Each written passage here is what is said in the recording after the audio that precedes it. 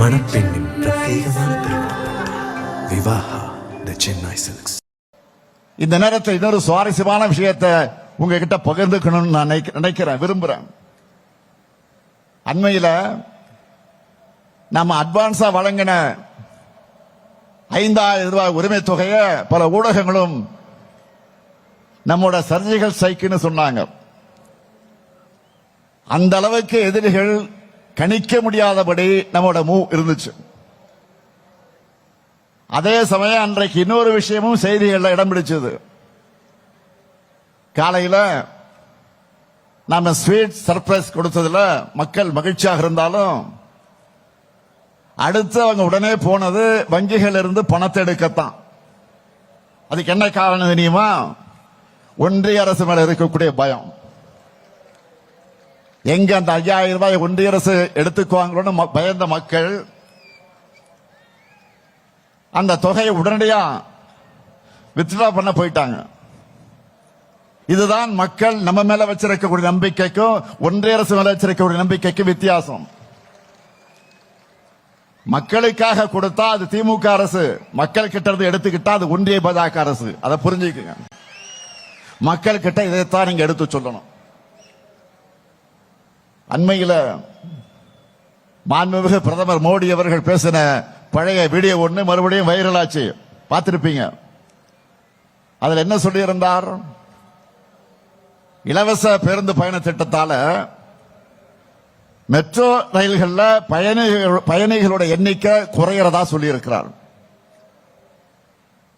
தமிழ்நாட்டில் நம்ம திராவிட மாடல் ஆட்சி அமைஞ்ச நாள்ல இருந்து பெண்கள் விடியல் பயணம் திட்டத்தில் இலவசமா பயணிக்கிறாங்க. இதுவரைக்கும் 900 கோடி பயணங்கள் மேற்கொண்டிருக்காங்க.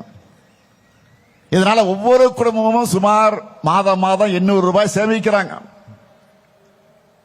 இதெல்லாம் ஏன் சார் உங்களுக்கு வலிக்குது? மார்ச் 1ஆம் நாள் இதே மதுரைக்கு பிரதமர் வரப்போகிறார். அவர்கிட்ட மதுரை மக்கள் என்ன கேட்கணும்னா, இவ்வளவு அக்கறையோடு மெட்ரோ ரயிலுக்கு பேசுறவர் ஏன் இந்த மதுரைக்கு மெட்ரோ ரயில் திட்டத்தை கொடுக்கலன்னு கேட்கணும். கேட்பீங்களா? கோவை மெட்ரோ எங்கன்னு கேட்கணும். ஏன் தமிழ்நாட்டுக்கு எந்த சிறப்பு திட்டங்களையும் கொடுக்கலன்னு கேட்கணும். கீழடி அறிக்கையை ஏன் வெளியிட மாட்டீங்க அப்படின்னு கேட்கணும். ஏன் சின்னமும் வரலன்னு கேட்கணும். நீட் தேர்விலிருந்து ஏன் விலக்கு தர மறுக்கிறீங்கன்னு கேட்கணும். மும்மொழி கொள்கையை ஏத்துக்கணும்னு கல்வியில் சிறந்த தமிழ்நாட்டை வஞ்சிக்க எங்களுக்கான கல்வி நிதியை முடக்கிறது நியாயமானு கேட்கணும். மாண்புமிகு பிரதமர் அவர்களே, இன்னும் நிறைய இருக்கு. அதையெல்லாம் மக்கள் கேட்க காத்திருக்காங்க. நியாயமா? எதிர்க்கட்சி தலைவர் பழனிசாமி அவர்கள் தமிழ்நாட்டோட உரிமைகளுக்காக குரல் கொடுத்திருக்கணும். ஆனா கோரிக்கையாக கூட இதையெல்லாம் கேட்க துணிச்சல் இல்லாத துரோகியா அவர் மாறிட்டார். ஆனா நாம் பழனிசாமி மாதிரி பயந்தாங்குழி இல்ல.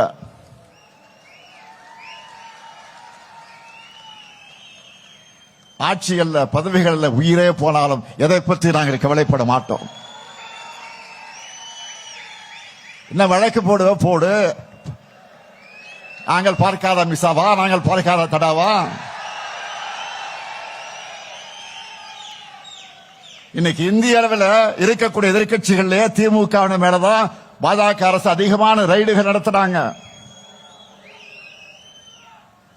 நம்ம அமைச்சர்களுக்குத்தான் அதிக அளவில் அழுத்தம் கொடுக்கிறாங்க. ஆட்சிக்கு நெருக்கடி ஏற்படுத்தலாம்னு பார்க்கிறாங்க.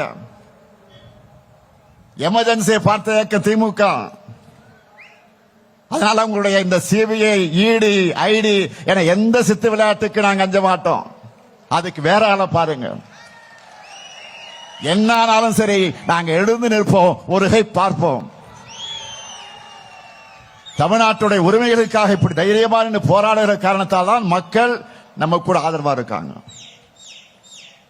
அதனாலதான் சந்திக்கிற எல்லா தேர்தலையும் நாம் ஜெயிச்சுக்கிட்டு இருக்கிறோம். இந்தியாவிலே எந்த மாநிலத்திலும் இல்லாத அளவுக்கு மக்களுக்கான திட்டங்களை நிறைவேற்றிக் கொண்டிருக்கிறோம். அதைத்தான் உங்களுக்கு புத்தகமாகவே போட்டு கொடுத்திருக்கிறோம். ஒவ்வொரு திட்டமும் ஒவ்வொரு குடும்பத்தையும் ஒவ்வொரு திட்டம் ஏதாவது ஒரு திட்டமாவது ஒவ்வொரு குடும்பத்தில் போய் சேர்ந்திருக்கு. 2 நாட்களுக்கு முன்பு நிதியமைச்சர் தங்கம் தென்னரசு அவர்கள் நேற்றைக்கு தான் சட்டமன்றத்தில் நிதி நிலைமையின் பதிலுரையில் நம்ம திட்டங்களை பற்றி எல்லாம் ஒரு அரை மணி நேரம் சட்டமன்றத்தில் மிக அழகாக பேசினார், ஆணித்தரமாக பேசினார். நம்ம திராவிட மாடல் ஆட்சியில நிறைய புதுமையான திட்டங்கள், முன்னோடி திட்டங்கள் மூலமா மக்கள் எப்படி பயனடைந்திருக்கிறாங்க, அதை மற்ற மாநிலங்களும் எப்படி இப்போ ஃபாலோ பண்ண தொடங்கி இருக்கிறாங்க, இது போன்றவற்றையெல்லாம் மிக விளக்கமாக விளக்கினார். சில திட்டங்களை கேட்டு எனக்கு ஆச்சரியமா இருந்துச்சு. இப்படி நாம நிறைவேற்றி கொண்டிருக்கக்கூடிய திட்டங்களுடைய அவுட்புட் தான் இன்னைக்கு என்ன நிலை? 11.19% இரட்டை இலக்க வளர்ச்சி. இந்தியாவில் வேற யாரும் எட்ட முடியாத வளர்ச்சி. நம்ம ஆட்சிக்கு 1752 நாட்கள் ஆகியிருக்கு. இதுல நாம சாதனை பண்ணாத நாளே இல்லை. அந்த அளவுக்கு தினந்தோறும் ஏதாவது ஒரு திட்டத்தை தொடங்கி செயல்படுத்திக்கிட்டு வரோம். எனக்கு ஒரு சில சாதனைகள் நினைவில் வச்சிருக்க முடியாம மறந்து போயிடுது.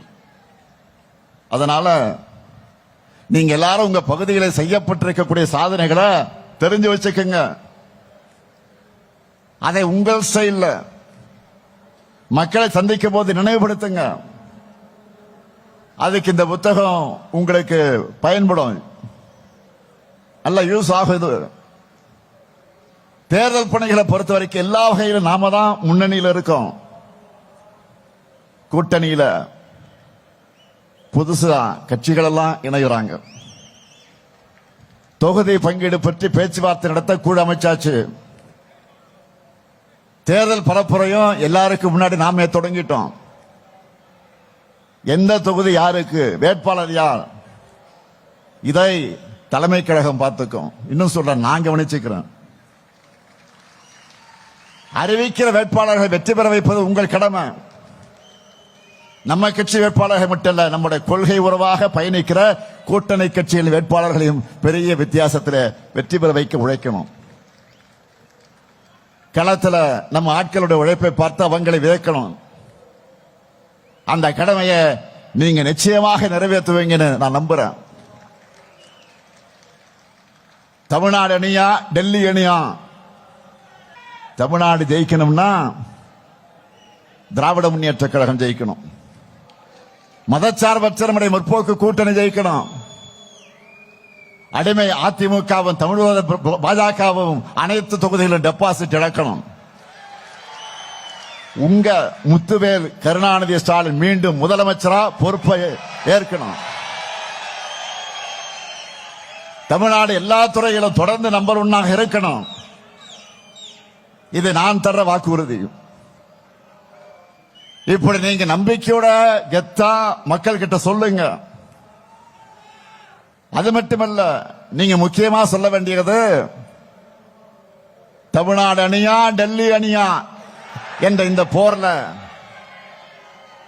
தமிழ்நாடு வெல்வோம் என்று ஒன்றாக, இந்திய திணிப்பை எதிர்க்க வெல்வோம் ஒன்றாக,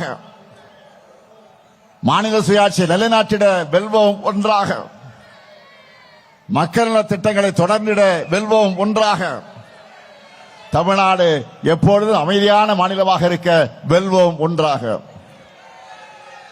தமிழ்நாட்டை வளர்ச்சி பயணம் தொடர வெல்வோம் ஒன்றாக, எல்லாருக்கும் எல்லாம் கிடைக்க வெல்வோம் ஒன்றாக, தமிழர் சுயமரியாதை காத்திட வெல்வோம் ஒன்றாக, தமிழ்நாடு தலைகுனியாது என்று காட்டிட வெல்வோம் ஒன்றாக, பாசிச பாஜகவை விரட்டிட வெல்வோம் ஒன்றாக, அடிமை அதிமுகவுக்கு பாடம் கற்பிக்க வெல்வோம் ஒன்றாக, தமிழ்நாடு இந்தியாவுக்கே வழிகாட்டிட வெல்வோம் ஒன்றாக. நீங்களும் திரும்ப சொல்லுங்க, வெல்வோம் ஒன்றாக, வெல்வோம் ஒன்றாக, வெல்வோம் ஒன்றாக. நன்றி, வணக்கம்.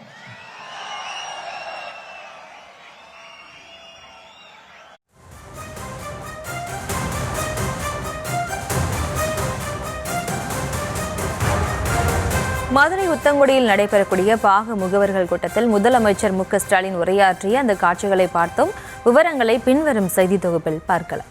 மணப்பெண்ணின் பிரத்யேகமான திருமணம் விவாஹா தி சென்னை சில்க்ஸ்.